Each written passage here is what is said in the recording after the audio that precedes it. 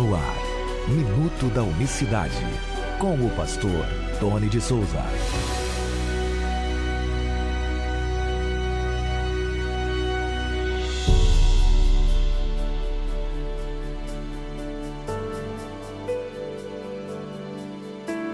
Olá, queridos, graça e paz da parte do nosso grande Deus e Salvador Jesus Cristo. Que Deus abençoe a todos de maneira rica e abundante nesta quinta-feira, dia 4 de setembro de 2025. Até aqui nos ajudou o Senhor. Sejam bem-vindos todos para mais uma edição do Minuto da Unicidade.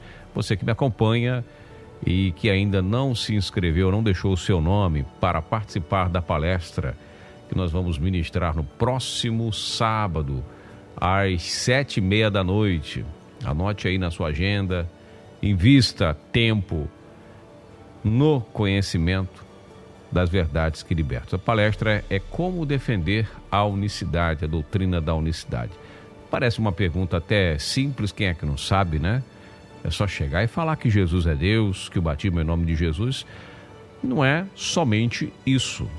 A gente vive num mundo, né, que cada dia que passa mais religiosidade, mais polarizado com relação, né, a este tema. E eu senti, né, de Deus no coração de compartilhar com os irmãos um pouco da minha experiência, um pouco do meu conhecimento, um pouco de alguns relatos de alguns amigos defensores dessa doutrina mais próximos, para qualificar, né, para instruir, para servir de apoio para aqueles que realmente amam esta mensagem, desejam ardentemente pregá-la, mas sentem muitas dificuldades para dar o pontapé inicial. Se sentem desanimados com relação a uma mensagem que é muito atacada, né? Termos pejorativos para ridicularizar a gente. E aí isso acaba desestimulando muitos a pregarem esta mensagem. Então não perca, como defender a fé unicista? É uma pergunta que a gente vai, de forma resumida, responder com alguns pontos interessantes que nós estamos separando para auxiliar aqueles que querem saber um pouco mais, né, de como atuar em relação a esta mensagem gloriosa, na pregação desta mensagem gloriosa, se qualificando cada vez mais. Neste sábado, então, portanto, tá certo? Para quem participar dessa palestra, eu vou presentear com o curso de capacitação de obreiros. Atenção, curso de capacitação de obreiros, abençoando, viu? Só esse curso, com a apostila e as aulas, inclusive tem 2 aulas bônus de unicidade de Deus, só esse curso, o valor dele é R$60. Tony, você está comercializando? Não. Eu preciso manter o programa de rádio, manter, né, ativo neste ministério e manter na obra em atividade, não vivo da obra. E esses cursos, esses seminários que nós temos é para nos ajudar nesta missão. A gente abençoa, compartilha do nosso conhecimento, e a gente tem esses materiais de apoio. Lembrando sempre que para participar dessa palestra, entre em contato, aí na capa desse vídeo tem o meu contato, você que recebe no meu grupo, já é só me chamar no privado e deixa lá o seu nome para participar dessa palestra. Espero por você, tá legal? Hoje eu queria falar sobre uma saudação, ou melhor, sobre as saudações apostólicas que deixa muitas pessoas com dúvidas. É claro, né, já para as pessoas que me acompanham aqui, que este tema requer bastante tempo, pelo menos um tempo considerável, para a gente dissecá-lo, desmiuçá-lo, tá? Eu lanço aqui pílulas. Esses dias uma pessoa, um irmão, né, que se apresentou como teólogo, quer dizer, afirmou ser teólogo renomado, com experiência no ramo trinitário, fez muita crítica, um teólogo unicista inclusive, à minha pessoa, lançou críticas dizendo, você faz perguntas e aí deixa no ar. Irmãos, aqui a gente chama o tema para reflexão, a gente deixa aqui alguns questionamentos e, claro, não dá para esmiuçar em 10, 15 minutos todo o conteúdo. Então a gente lança aqui pequenas pílulas e aqueles que tem desejo por saber mais, entre em contato conosco, nos acompanha, nos segue nas redes sociais, invista em materiais, e aí tem todo aquele trabalho, certo? Para crescer mais. A Bíblia diz, crescei na graça e no conhecimento do nosso Senhor Jesus. Então é uma constante. Algumas perguntas de retórica o próprio Senhor Jesus fez, tá certo? Então, por exemplo, as saudações apostólicas. Muitas pessoas se prendem à saudação apostólica, por quê? Porque, por exemplo, 1 Coríntios 1, vou citar aqui, né? Logo na primeira carta de Paulo aos Coríntios, mas tanto Paulo quanto Pedro, os apóstolos, nas suas saudações, eles sempre usam praticamente expressões parecidas. Por exemplo, Paulo, chamado apóstolo de Jesus Cristo pela vontade de Deus, e o irmão Sóstenes, ou seja, Paulo está falando aqui de Jesus Cristo e de Deus. Vamos lá, verso 2. A igreja de Cristo que está em Coríntios, aos santificados em Cristo, chamados santos, com todos os que em todo lugar invocam o nome do Senhor Jesus Cristo, Senhor deles e nosso. Está dizendo aqui, Senhor deles e nosso. Então, o Senhor da igreja é Jesus. Verso 3 de 1 Coríntios 1. Graça e paz da parte de Deus nosso Pai e do Senhor Jesus Cristo. E verso 4, sempre dou graças ao meu Deus por vós, pela graça de Deus que vos foi dada em Jesus Cristo. E por aí vai. Ele está falando de dois aqui? Será que são duas pessoas que Paulo está falando? E aí você fica confuso com estas, como é que eu posso dizer? Declarações dos apóstolos, saudações apostólicas, e a maioria das saudações são sempre nesta abertura das cartas, sempre nesse ritmo assim, com essas expressões, graça e paz da parte do nosso Deus Pai, do Senhor Jesus. Aqui, Tony, a Trindade está aqui, eles sempre falavam assim. Não tem Trindade aqui. Sempre bato nesta tecla. Se são três pessoas aqui, se são três pessoas da divindade, não me pegue textos que falem de dois para você me mostrar que tem três. Me desculpa. Porque aqui, inclusive em Coríntios, aqui no desenvolvimento da história da igreja, nas cartas, né, a igreja já chegando no continente europeu, inclusive, né, o que acontece? Já havia sido derramado o Espírito Santo. Na verdade, era o Espírito de Cristo que movimentava a igreja, que fazia com que a obra se desenvolvesse. Por óbvio e por lógica, e sabendo desses tempos, o Espírito Santo teria o cuidado de inspirar o apóstolo também, colocar o Espírito Santo na saudação deles.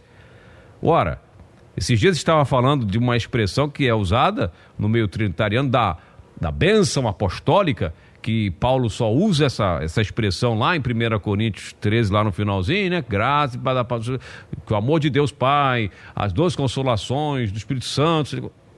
Ali ele usa três, né? Abre aspas aqui, para poder dar só isoladamente. E aí, esses dias falava sobre isso, só procurar aqui no canal Minuto da Unicidade, tem aí cerca de uns menos de 10 vídeos para trás, você vai ver. Entendo que o Espírito de Cristo, conhecendo o futuro, ele colocaria aqui também, né? Graça e paz da parte do Deus, vosso Pai, do Senhor Jesus Cristo e do Espírito Santo, cumprimenta a todos. Não, tem dois aqui. Dois, abre muitas aspas aqui. Mas por que eles usavam essa expressão? Vamos direto ao assunto para a gente terminar aqui. Por que eles falavam desta maneira? Em primeiro lugar, a hermenêutica, ou melhor, a hermenêutica, né? Ela nos ensina a você voltar no tempo e entender como que era o linguajar, né? O idioma, como se falava naquela época, né? As expressões utilizadas naquele momento. Porque, veja bem, são textos escritos em grego, outros escritos em hebraico, culturas totalmente diferentes das nossas, estilo de linguagem, textos escritos há mais de 2000 anos, a construção verbal, gramatical, tudo isso é importante para a gente considerar. Além do mais, a crítica textual, em alguns documentos, ela, por exemplo, aponta que muitas vezes algumas preposições foram adicionadas, justamente para condicionar a pessoa a canalizar o entendimento, a direcionar o entendimento, justamente para uma divindade fracionada. Por exemplo, graça e paz da parte de Deus, nosso Pai, e do Senhor Jesus Cristo. Em muitos lugares, em alguns textos, algumas cartas, você vai encontrar isso através de uma pesquisa séria e responsável, através da crítica textual. Você vai ver lá que esse Edo, em muitas dessas saudações, não existem, que foram adicionados posteriormente, justamente para trazer, para canalizar, direcionar o entendimento, para justamente essa questão, de que tem dois aqui para a gente ir ajustando, né? Vamos aqui acomodando a nossa doutrina dentro dos textos sagrados. E aí? Esse é um dos pontos a considerar. Para terminar aqui, para não me estender muito, eu vou te dar um exemplo, que eu estava falando agora há pouco do estilo literário, do estilo de escrita, né? De como construir o idioma, como que era essa questão. Vou pegar um texto aqui, estava lendo agora há pouco, um texto do Antigo Testamento, quando Jacó vai abençoar seus filhos, quando chega na parte de José, você pega lá 49 de Gênesis, diz a Bíblia que depois chamou Jacó a seus filhos e disse: ajuntai-vos aqui, Gênesis 49, verso 1, e anunciar-vos-ei o que há de acontecer nos dias vindouros. E Jacó começa a abençoar: ajuntai-vos e ouvis, filhos de Jacó, ouve a Israel vosso pai. Aí ele começa, Rubem, e vai, né? Simeão, Levi, ele vai falando de todos. Quando chega em José, verso 22, e José é um ramo frutífero, né? Ramo frutífero junto à fonte, seus ramos corna. Tá, vamos lá. Só para você entender o estilo de linguagem, preste atenção. Aí ele vai falando: o seu arco, porém, susteve no forte, os seus braços. Verso 25, pelo Deus de teu pai, o qual te ajudará, e pelo Todo-Poderoso, o qual te abençoará com bênçãos dos altos céus, com bênçãos do abismo que está embaixo, bênçãos dos seios e da madre. Prestou atenção ao que disse Jacó? Pega a sua tradução, 49, verso 25. Pelo Deus de teu pai, o qual te ajudará, e pelo Todo-Poderoso, o qual te abençoará com bênçãos dos altos. Quer dizer, pelo Deus de teu pai, que vai te ajudar, e pelo Todo-Poderoso, quer dizer, são dois. Quer dizer que o Deus do teu pai é um, e o Todo-Poderoso é outro? São duas pessoas aqui, e pelo Deus do teu pai, o qual te ajudará, e pelo, dá a entender, né? Se a gente olhar com o nosso olhar gramatical do português, com a semântica do português, não é estranho? Pelo Deus do teu pai, você vai falar assim? Eu, né, prometo que pelo, né, o teu pai, e também pelo, se referindo à mesma pessoa? Leia lá depois. Esse linguajar, ele está por toda a Bíblia. Então o Deus do teu pai não é um e o Todo-Poderoso não é outro. Está falando da mesma pessoa. São expressões utilizadas em todas as escrituras. Esse é só um texto. Olha só o que disse Davi. Vou ler mais um texto aqui. Por isso eu digo que o tema ele é amplo, que não dá para você, né, um tema de pelo menos 1h30, 2 horas, para a gente dissecá-lo bastante. Eu vou ler mais um texto para terminar. Olha o que Davi diz para Saul. 1 Samuel, capítulo 24, verso 15. Jeová, porém, será juiz e julgará entre mim e ti, e verá e advogará a minha causa e me defenderá da tua mão. Veja, Jeová aqui cumprindo 2 papéis, juiz e advogado. Uma pessoa só. O Senhor, dizem outras traduções. O Senhor, um só, né? O, artigo definido. Será juiz e julgará entre mim e ti, e verá e advogará a minha causa. Ou seja, era juiz da causa entre Saul e Davi e advogado de Davi. O Senhor, o Eterno, ocupando 2 papéis, juiz e advogado. Que interessante. Quando você vê lá, temos um advogado para com o pai, né? São 2, é só você pensar. Então deixo aqui essa reflexão para você. Não se assuste com as saudações paulinas ou com as saudações apostólicas, achando ter 2 pessoas. É o estilo de linguagem, de escrita, da época. Não estava falando de 2. É de outro assunto que Paulo está falando aqui. Está mostrando Jesus, do sacrifício, da sua presença entre nós, da sua manifestação como homem, ao mesmo tempo Deus sobre todas as coisas, sobre todos, como diz Romanos 9,5, o próprio Paulo fala. É só ir por este caminho.